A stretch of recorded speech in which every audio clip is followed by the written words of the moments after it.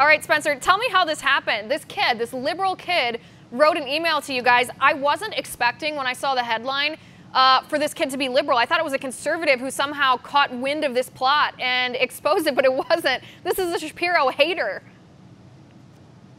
Yeah, I think the really interesting takeaway from this is that in some cases, I guess here at USC, even the leftist students are fed up with what their leftist peers are doing in order to preserve this ideological echo chamber on their campuses. You know, typically we do get wind of these things through conservatives or somebody, you know, on the left being sloppy and leaving a flyer around or posting something on Facebook.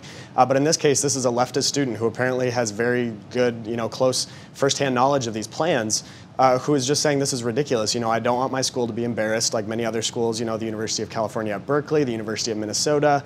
He's sort of taking a stand and saying, you know, I'm too afraid to share my name because of what they may do to me, but you need to know that this is happening.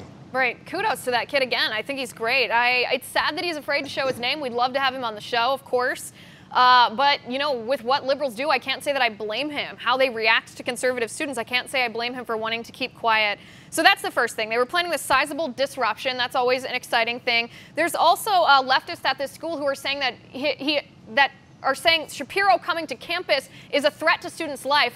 Connect those dots for me. I don't see how that correlates.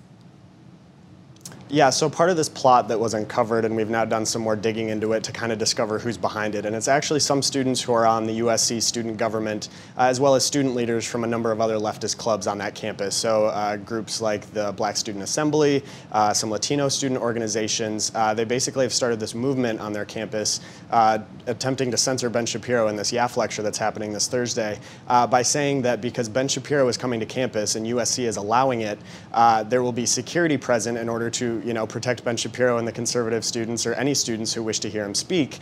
And because these students are so triggered and unable to handle public safety or conservative ideas, they believe that Ben Shapiro's presence, which is leading to the security presence, will lead to profiling and harassment of minority students. And they went so far as to say that it may in fact jeopardize minorities' lives, which is of course ridiculous. Time and again we go to these campuses and campus police, when they're allowed to do their job, do an amazing and professional job in allowing the free and open exchange of ideas to take place. But here at USC, we have these leftist student groups saying, we don't want Ben Shapiro, we don't want the security that comes along with him, you're not welcome here. Right. First of all, it's the stupidest thing I've ever heard, because it's not just conservative students who go to these events. Liberal students love to go and challenge him. That's some of the best parts of Shapiro's appearances, is afterward he'll do a question and answer. Liberal students come up with very thoughtful, very well-crafted questions, and they go back and forth. It's not just conservatives who like to have this intellectual debate. So that does a huge disservice to the many open-minded liberals who want to explore their liberal beliefs and challenge conservative beliefs.